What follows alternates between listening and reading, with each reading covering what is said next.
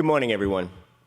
This day, 50 years ago, on July 18th of 1969, Apollo 11 was in the middle of its 240,000-mile journey to the moon. I remember I was about 12. A few days later, two astronauts became the first humans to walk on the lunar landscape. Humankind would be forever changed. I would argue that humankind has also been forever changed by the journey that all of us in this room today have taken to create the safest mode of transportation in the world that it's ever known in the history of mankind. And when you consider that this particular mode of transportation involves putting people in metal and composite tubes in the lowest stratosphere, it's a pretty damn good record. It's amazing, as a matter of fact. Nothing like it. So very proud of the efforts of the people in this room. So, now, 50 years ago, the Apollo 11 spacecraft transited the U.S. national airspace as it soared into Earth orbit. Today, when spacecraft begin their trek skyward, they transit the same national airspace. And it's an extraordinarily safe first step in the journey beyond Earth. And it's important to remember why the national airspace is so safe. It was an act of will. It was because we made it that way. Through your efforts, you made it that way.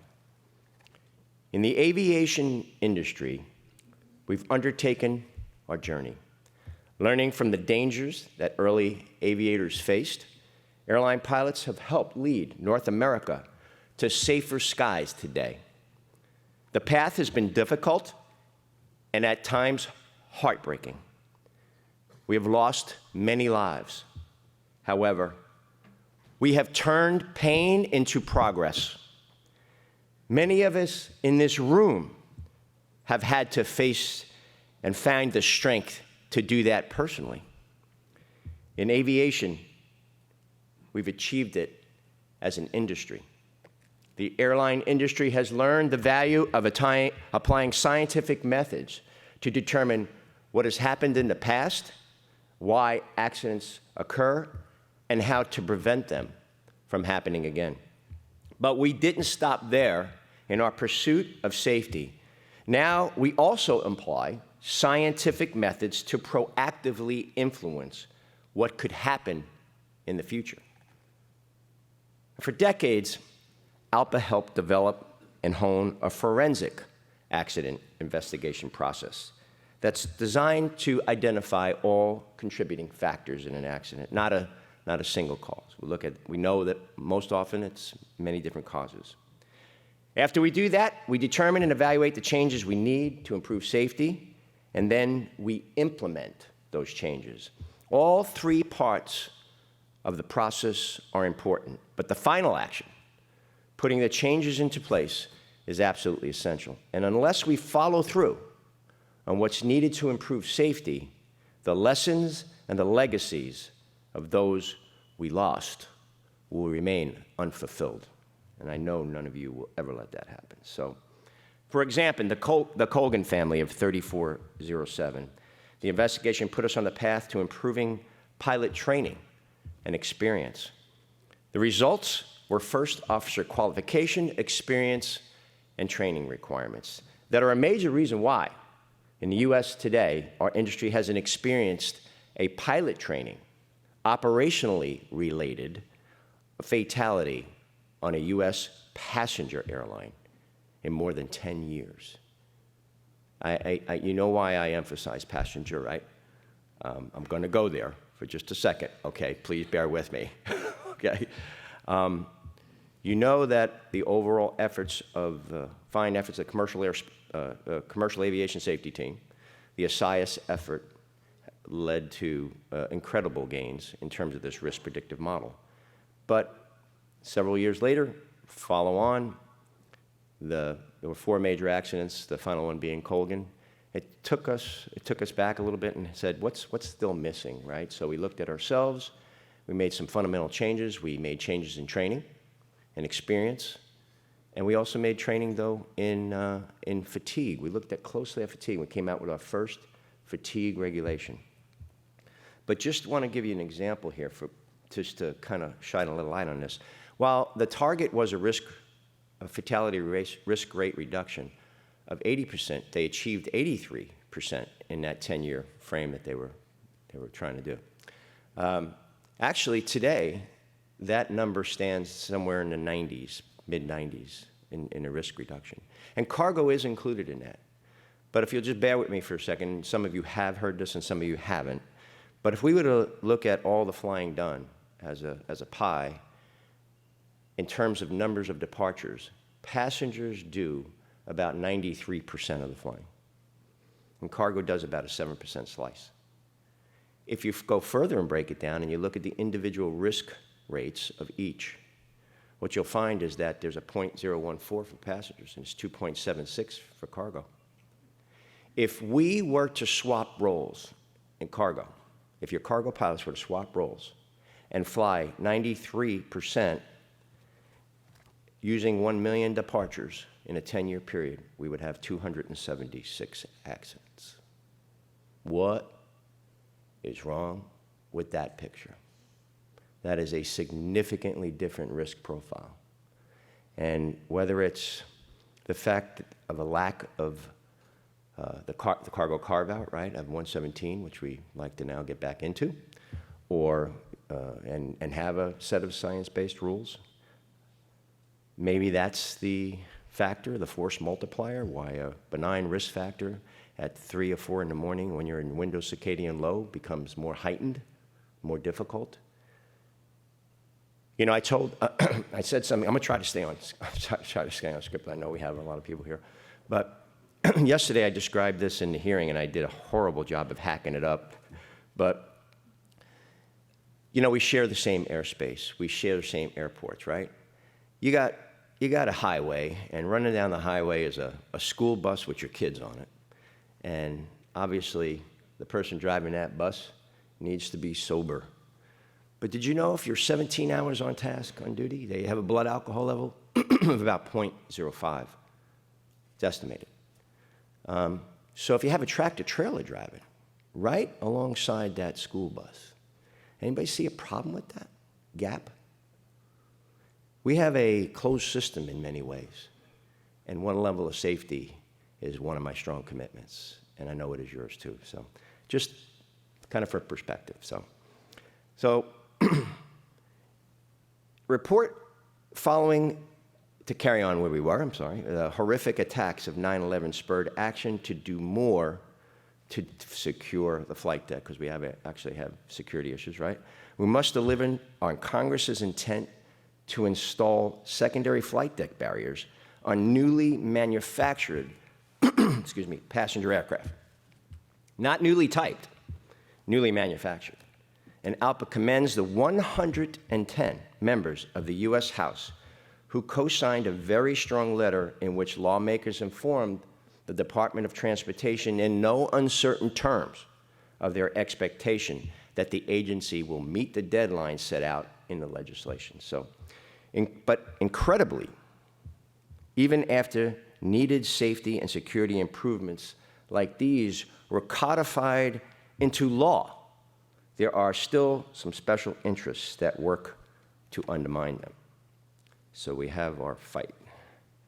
Not only will ALPA continue to help identify safety improvements, but we will never stop fighting those who place a higher priority on profits than on the safety of our passengers, cargoes, and crew. Our act of turning pain into progress has also led us to spearhead the effort to make improvements to safeguard the shipment of dangerous goods and lithium batteries. And we must do all we can to eliminate shipments of undeclared hazardous goods as well. In addition, as a pilot who flew cargo for more than 30 years, I can tell you that our experiences with accidents in all cargo operations are a terrible reminder that we still have work to do to achieve one level of aviation safety.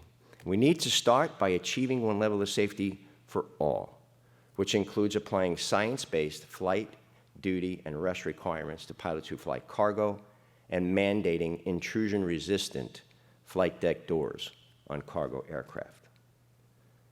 We also know from experience the safety and security threat posed by lasers.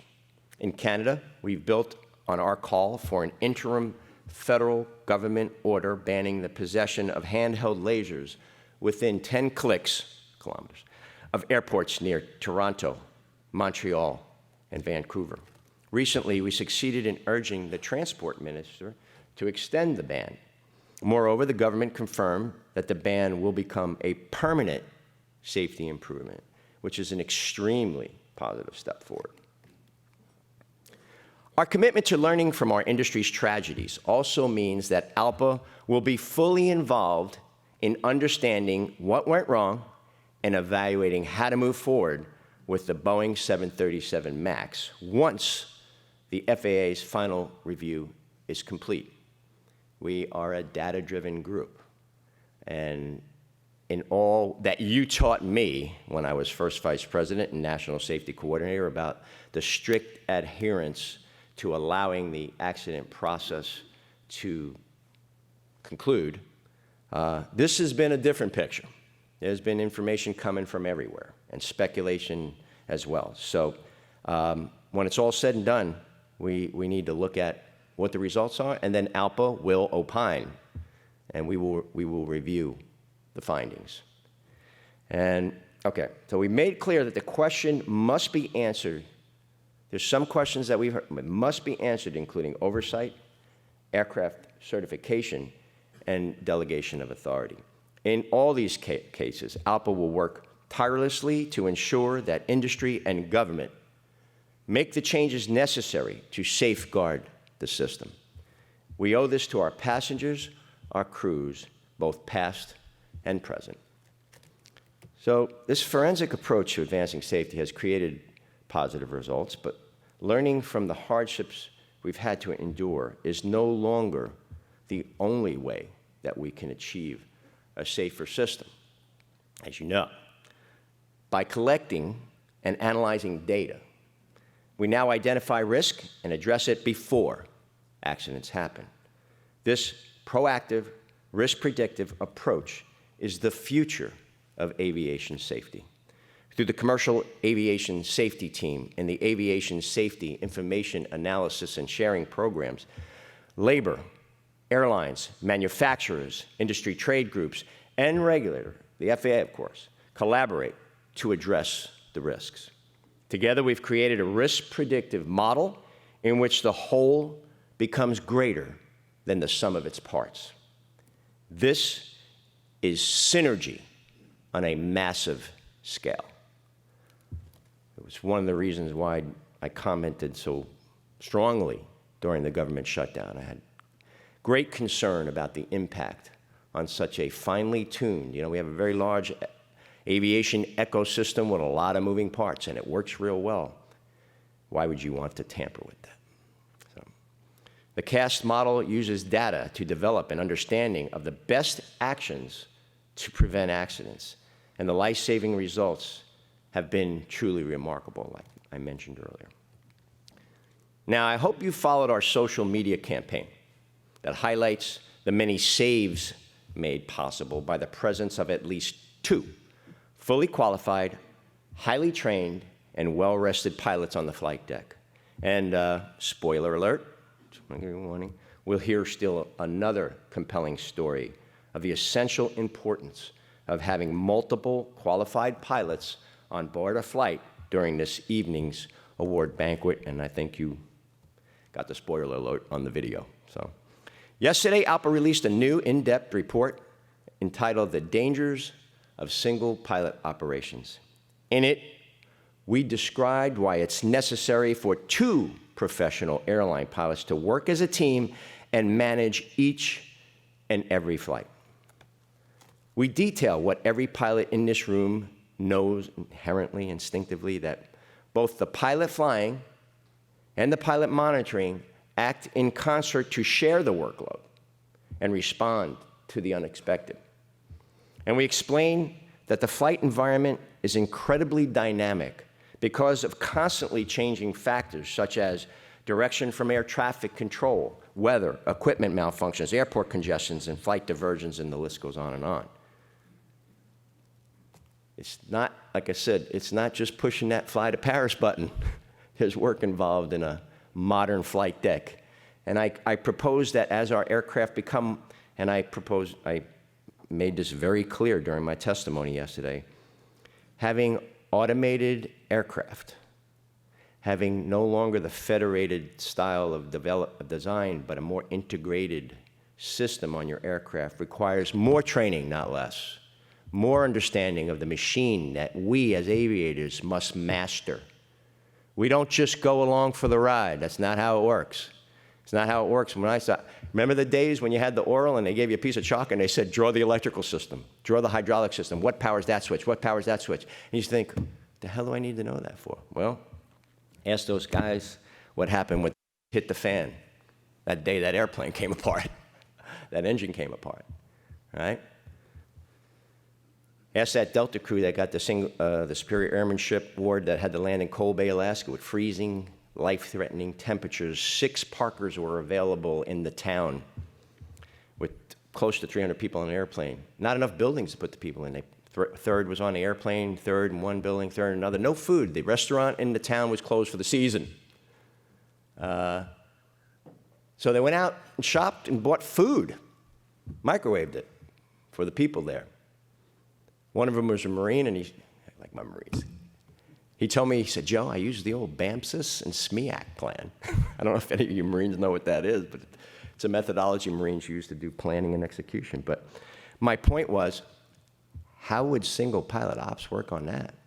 That emergency began as soon as it wasn't over when they hit the ground. It started. So it would require a level of infrastructure development I don't think we have right now. But single pilot airline operations result in reduced coordination and over-reliance on automation. Beyond these concerns, should an in-flight emergency arise, a reduced crew could mean the difference between a safe landing and a very different outcome. No question. To put it bluntly, single pilot operations are simply a risk not worth taking. Bottom line. So, during the International Federation of Airline Pilots Associations conference this year, ALPA helped lead the world's pilots in affirming our opposition to reduced crew operations. We know, and the polling shows, our passengers do know, they know as well, that the presence of at least 2 pilots on board our airliners not only contributes to a proactive, risk-predictive safety culture, it's the reason why U.S. air transportation is so safe today. Now, as pilots, our top priority is always safety, always. It's in the DNA. It's our motto, schedule with safety. In commercial space, we all understand that the future success of both commercial aviation and commercial space operations depends on our ability to maintain or enhance the current standard of safety in our national airspace system. I serve on the Drone Advisory Committee. I am trying to get on Commercial Space Transportation Advisory Committee, but I go to their meetings all the time, and I've been involved in having ALPA become the facilitator for a dialogue between commercial aviation and commercial safety. We're all shared users of a safe national airspace, but we made that safe, so we want to maintain that safety level. So, while we want to make the most of the current and future potential of both sectors to drive the economy and build global leadership in technological innovation, neither will be possible if we aren't safe. Being unsafe is not good. It's not good business. It doesn't make sense.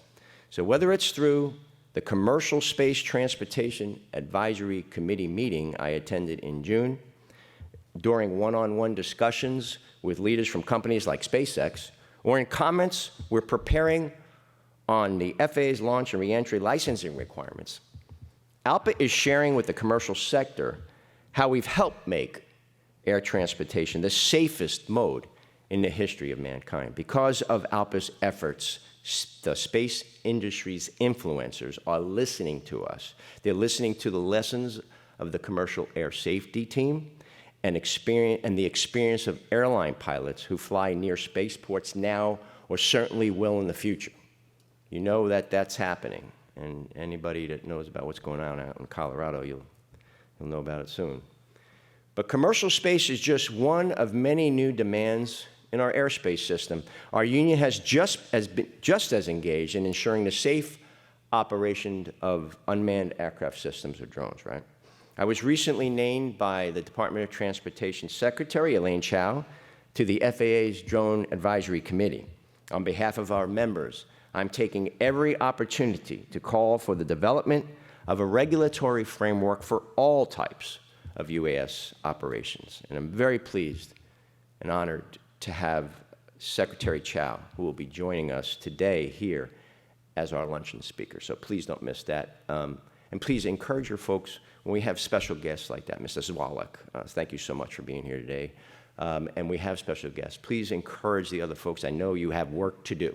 I know that while you're here doing all this, you also have work to do.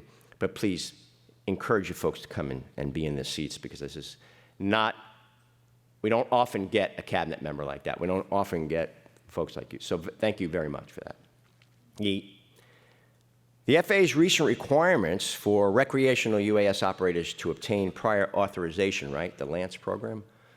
Let's see if I remember. Low altitude alerting notification capability.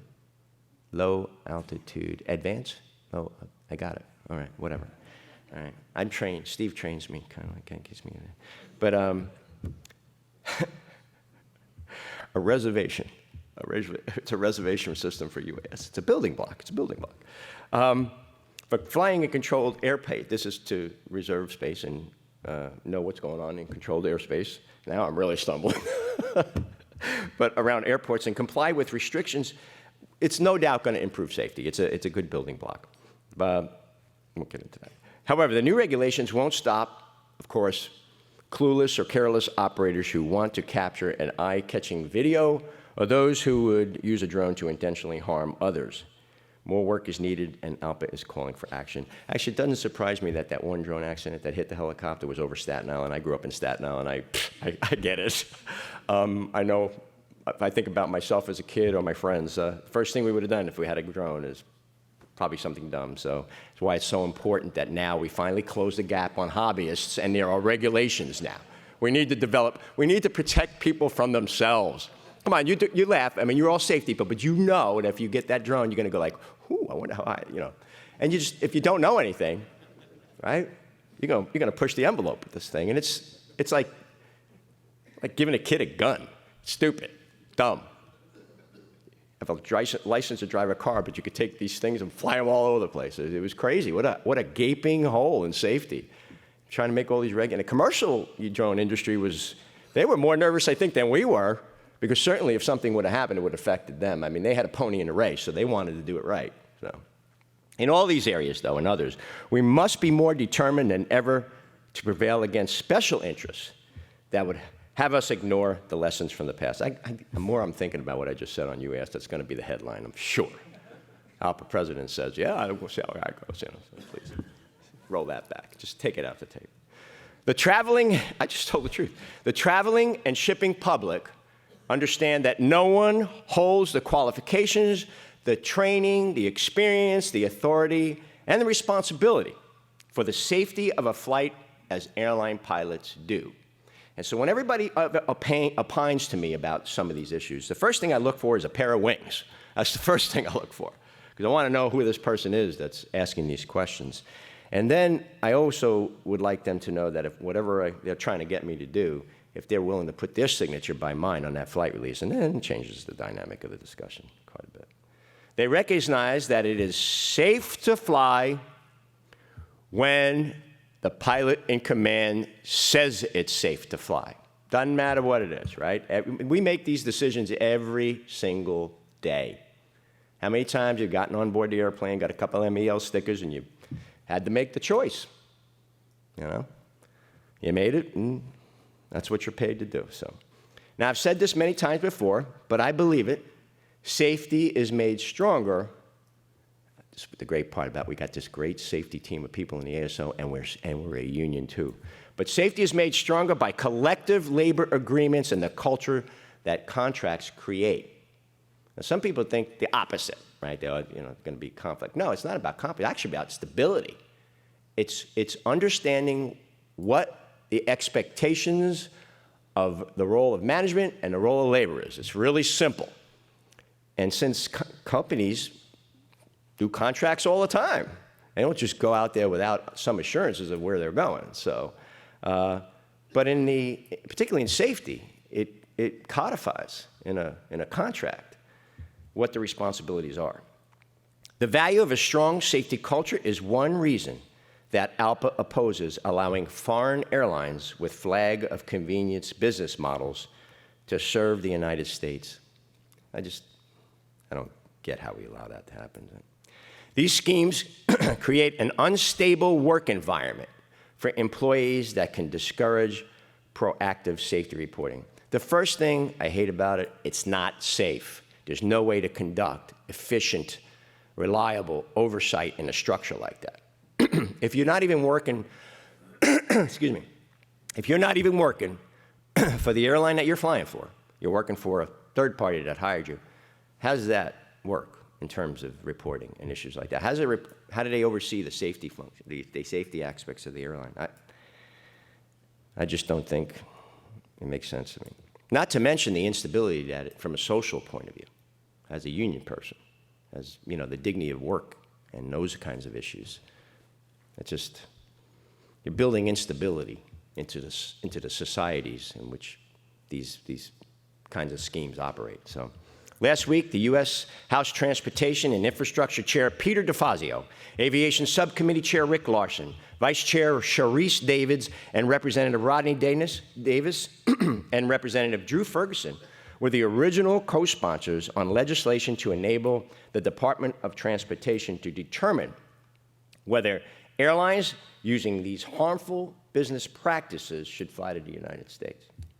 The U.S. House included a similar provision in the recent FAA reauthorization, so I hope the Fair and Open Skies Act will move quickly.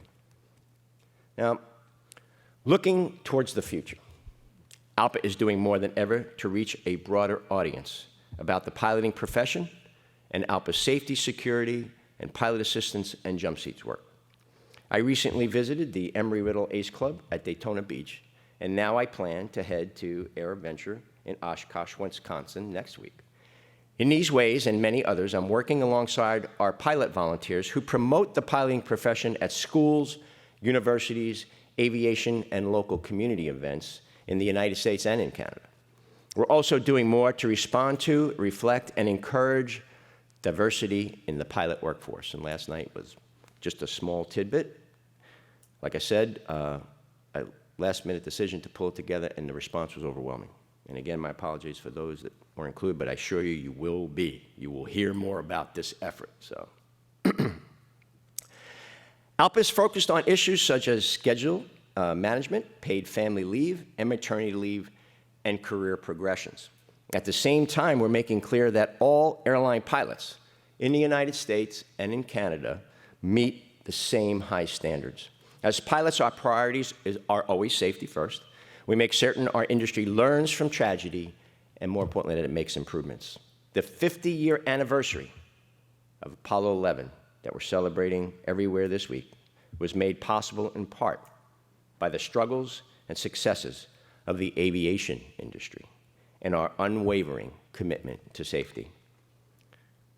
Thanks to you, humankind is and will be forever changed by a safer national airspace and aviation industry. Thank you very much for listening to my comments today. A little off script every now and then, but I appreciate your patience and I hope you enjoyed it. Thank you very much.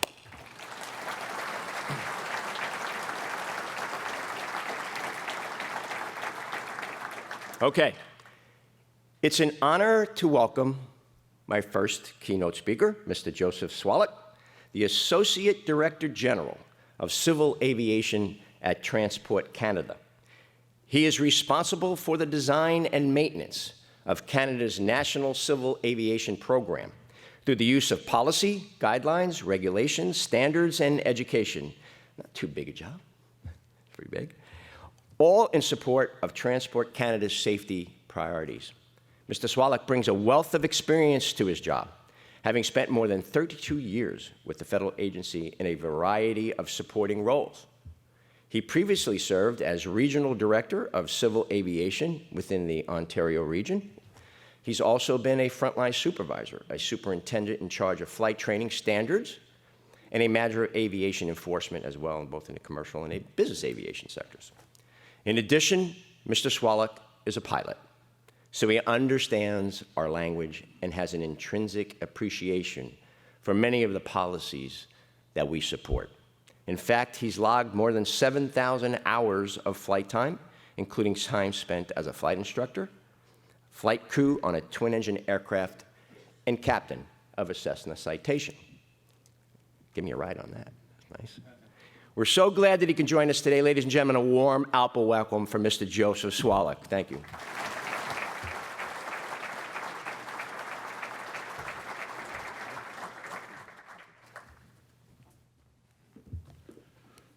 Good morning, everyone. So it is an absolute pleasure to be here this afternoon or this morning. I work with Kevin and Tim and Nick, part of your members, on a regular basis. And a little bit of background with regards to the associate position that I'm in today. It's a new position. We, like any large organizations, we always do a little bit of a reshuffle. I've been with the government, as Joe said, 32.5 years, and it's about every 7 years we do the change. So this is the change time with last year that we made the change, and we at one time had 2 director generals looking after different parts of the organization. And when we started looking at some of the other civil aviation organizations, it was the one person. So we had one person, we went back to the one person that we had. And that individual had a lot of work to do, so what they've done is they brought the associate in, that's me right now, and we share files as well as we co-manage the civil aviation for Ottawa.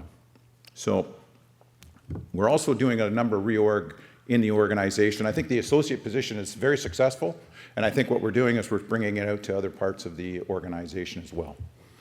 So talking about TC, or Transport Canada, a number of key drivers of prioritizing policy and regulatory work include the Government of Canada's overall priority, and it's an important one, is increasing collaboration and openness and transparency to you and industry as well. That is a big thing. And the Minister of Transport's mandate is he wants a safe, reliable, and economical growth and, of course, jobs in this sector. We also have a big thing, Transport Canada itself, is we're in the midst of transformation, we just talked about, and there's other parts of the transformation that we're doing. We're doing we're doing the electronic, moving to electronic. We're going to talk about RPAS, which is the drones, and we've gone to electronic on that, all online. Everything is online on that one, which is good. We also have our fee structure. We haven't done anything with our fee structure for a number of years. We have fees that we don't even have fees associated with some of the services we provide, and we're looking at trying to see what we can do to do something with that. The modernization is the other thing. I'll talk about that a little later on with regards to our regulations. The last time we looked at our regs was in '96. It's 23 years ago, and we are now doing a modernization of that. The other aspect that we do is we do the oversight. We have a national oversight plan, and we spend a lot of time doing visiting service work to our operators, as well as taking a look at the inspections. And some of the information that we receive from that helps us make determination our risk and where we need to put our members and our staff into these for oversight. The other thing we do is from recommendations from the Transportation Safety Board, we take those seriously. We have to respond to them on a regular basis, and that is one that takes up a lot of our time, which is good time, and at the same time as they have a flight watch or their watch list that we pay attention to as well. And if anyone was in the room yesterday, they talked about some of the things that's taken us too long to address, but we are trying to address them in a formal way. So first thing, collaboration with industry stakeholders. Stakeholders' views are essential in ensuring that Canada has a safe, competitive, and thriving aviation industry. Policy is a big thing. We have a standards group, regulations, they write the regulations, and we've had them working sometimes independently where they develop these regulations or these standards. They're not applicable to you or cannot do it. And policy will say, well, you know, that's not going to work because it will be not supported. It's the income or the viability. It's something that we're not going to use. So it's really important that we work with policy, stakeholders as well on this. A good example is we just have our duty times that we just passed that regulation. It was recognized that we forgot, or we thought we forgot, the ANS, the airspace. That's our NAV Canada group. What do we do with that? So we need to develop a reg for that. Well, the funny thing is policy came back and said, look, you got one operator, that's the responsibility. Look at the operator, work with the operator, which we work very well with NAV Canada that does the airspace over Canada. And we're working with them to develop the duty times with them without doing a regulation to it. We still have the regulation in our toolbox that we can use. But the fact is, we're working with, this case, NAV Canada, to ensure that we can get a duty time. The big thing there, if we'd had to go to a regulation, it takes like 5 years to do a reg. We hope to have this thing done in about 12 months. So there is something to be said about that. That said, we continue to consult with industry on regulatory initiatives by increasing inclusive, merging new sectors. And honest to God, I can't believe how much change there is in aviation over the last 10 years. So talking about remote pilot aircraft systems, RPAS, that's a big thing for us right now. June 1st, we have the new regulations. So the new regulations is for the ones under 400 feet. We have SFOCs, which is the requirements for them to fly these aircraft, or these drones, we'll say. The team, the RPAS Task Force, I don't know why they call them the Task Force. I guess it's kind of a cool name rather than the Task Force branch, but they're a task force, are working on the beyond line of sight right now. And that one is, it's an interesting one because we at Transport Canada we have our aircraft services, which is our flight department that we have, and they're working with these as well. With as a matter of fact, the Alaskan University have a Hunter drone, and they're up there in the remote Arctic right now looking at permafrost and everything like that, and using it how we can use that rather than the aircraft, as well as next week or the week after they hand up over to the whales. So I don't know if you guys hear about our whale issues going in the St. Lawrence. They're getting hit by some of the big ships and stuff like that. We're trying to look at them, and we're all doing that through the drones. It's less noise, less affects the animals as well. So we also work with around the world with our colleagues that are involved in it, the FAA and everything like that, with regards to how we can do it. A couple things about drones. We introduced it online. We talked about the transformation. It is online. There is an exam that they have to write. The exam that when we put it out on the line, there was a lot of complaints about it. It's too hard. I can't pass it. Well, there's a reason for that. We need you to hit the books. So the average price, or the average mark, was below 50. They were failing it, so they were complaining. Well, carry on. It went up to 53%. We're now sitting at about 70% of the knowledge pass. So we're moving that way, that they're starting to get the knowledge and the background on what the requirements are for that. The other thing, here's another one, a little trivia. 21,000 drones have been registered in Canada since January 9th. That's 4,000 drones a month. That's the growth that we're having here in Canada. Imagine here in the United States what you've got going on. We have 17,000 ratings. Those ratings are the basic drone operator to the commercial operators that are doing it. And we have a couple of, well, let's see, there's something like 234 reviewers. They're the individuals that allow them to do this. They have to be signed off by this individual. So we are making headway on that. The other part on that is we've seen a significant drop in our CADORs with regards to drones. which is good. They still are at the airports, they still are the problems, but those are the individuals that, they're not the ones probably getting the license and everything like that. They're the ones that we're working with our law enforcement people to address some of these issues, as well as they can set the fine right there and then. We have fines right up to $2,500 for individuals, $5,000 for companies and these drones. Have we been successful? Not really. They're hard to catch, but we are working with it to try. So that's our drones. We have the flight and duty times, and we also have the FRMS. Flight, what do we say FRMS is? Fatigue Risk Management Systems. So we have introduced it, and that was an interesting one. We passed that just recently, and it was interesting on how we had to get it through. We went through Gazette, the process and everything like that. In the last little bit, we had to introduce that. It's going to be 24 months to introduce it into our large operators like yourselves. This, the 705 that we have, the airlines. We also have the smaller operators will be 4 years from now on the fatigue risk management. You're not going to be alone on it. We're going to work with you on that one.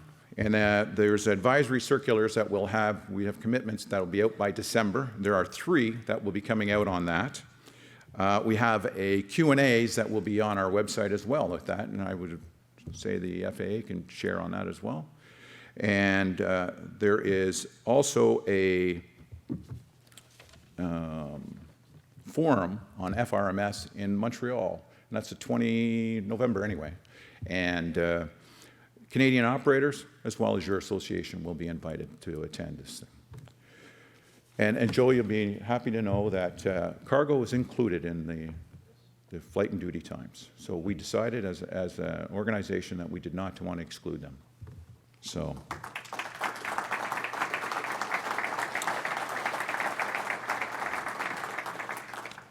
A little bit about laser attacks. They are attacks. As Joe said, the interim order has been signed. We extended it till 2020. The intent is it will be regulated. This is for the handheld 1 milliwatt. I don't know what a milliwatt is, but obviously it's going to do some damage. And it's prohibited, as Joe said, 10-kilometer radius from airports, and also in the municipalities of Toronto, Vancouver, and Montreal. So the one thing that we can only do there are another ones that we try to track those a number of times, and it's a challenge, I'll tell you that right now.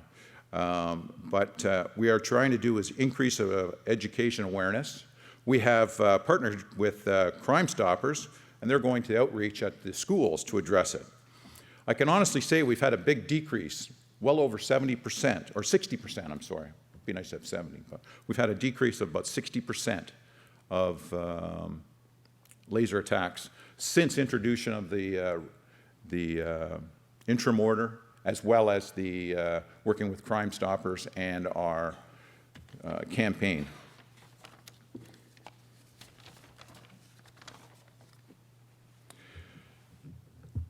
The other thing we're looking at is the commercial aviation safety team, the CAST.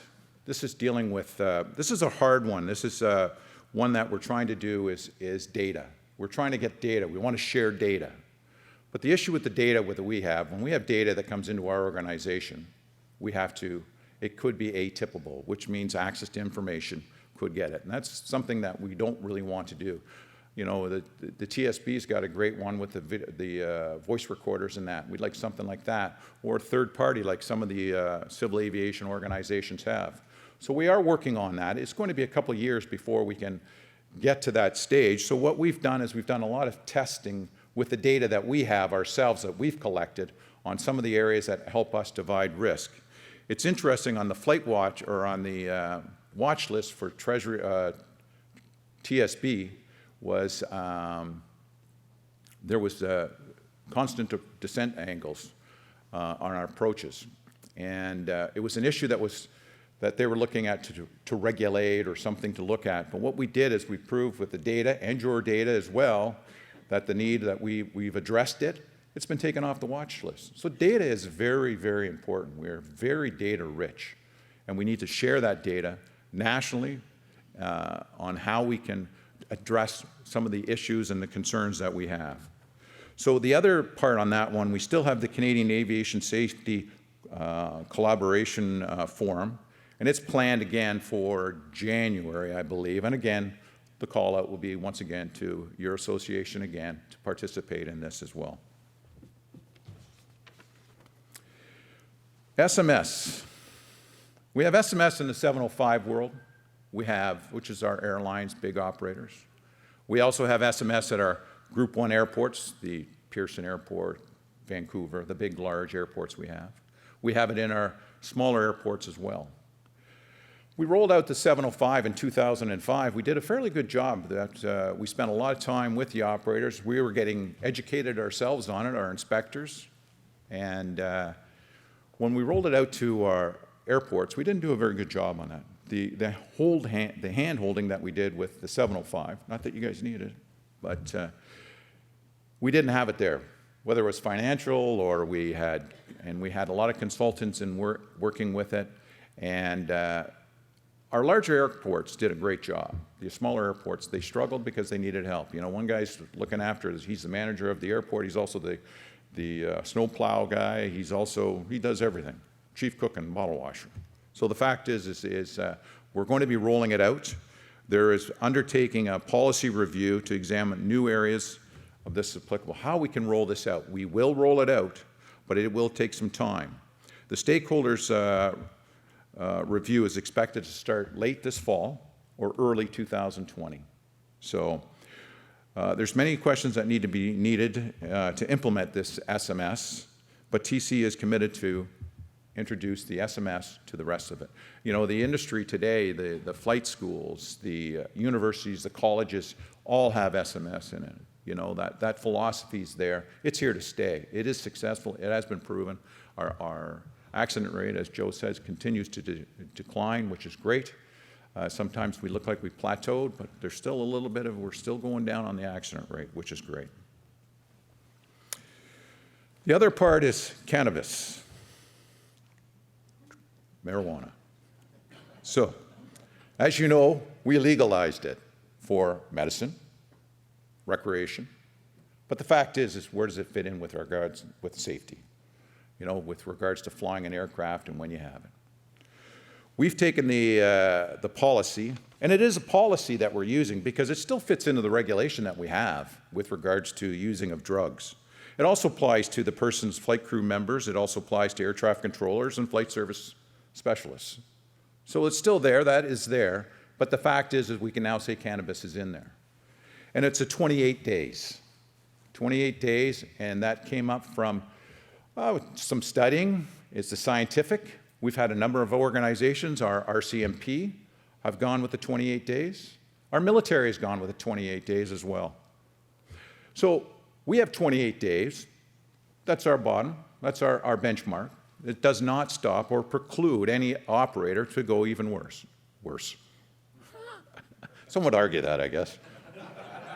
But the fact, no, I don't smoke marijuana. But the fact is the 28 days the minimum. You can go longer, or basically you can prohibit it. And I know that some of the organizations have done that. So it is there. So the other thing that we're doing with the cannabis is we've done it with the civil aviation. We're the first ones out of Transport Canada, but we're introducing it to all the modes, rail and marine as well. So that's the next thing. And I would imagine, I'm just going to take a guess, they're probably going to go 28 days like us. So that's a guess. So the other thing is we're doing a reg review. Like I said, our regulations haven't been looked at, and I shouldn't say looked at, but had a good, thorough look at since 1996 when we introduced the cars. We are working to modernize it. We have a full crew that's all they're doing right now until 2022. Their role is to review the regs and how to get them out, and there are policy issues that we want to address, and there are hindrance in some of the cars that we have. Things that were really good 23 years ago really don't fit us right now, and they almost become a stumbling block on how we can address it. So those are the ones that we're doing, and we take a look at which ones are the risk ones that we want to deal with first. So the other part of it is again, it's the consultation that we do Consultation has been going on with industry, what they want to see. We've gone out to a lot of it. I know that we've also taken out and gone over to, we've talked to Australia, we've talked to YASA. Well, we continue to do that. But again, our intent is we have a full-time crew that are working on to develop the regulations on how to address that. Those are just some of the things that we're doing here in civil aviation here in Ottawa. Again, I can't emphasize enough the fact of collaboration that we need to do. You know, it's, we can introduce the reg, but if it's no good to you, you're not going to use it. So the intent is to use something, a tool that you can use in your day-to-day lives. Anyway, thank you very much for the time.